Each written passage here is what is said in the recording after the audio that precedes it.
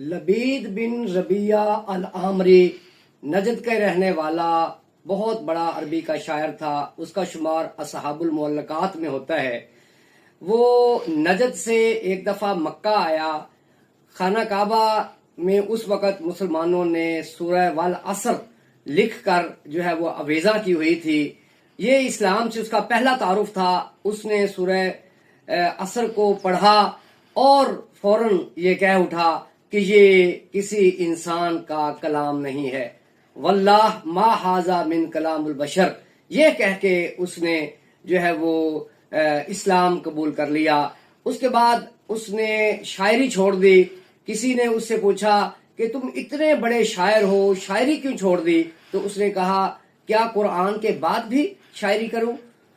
मुझे कुरान और इस्लाम की नेमत जो मिल गई है ये बहुत ज्यादा है।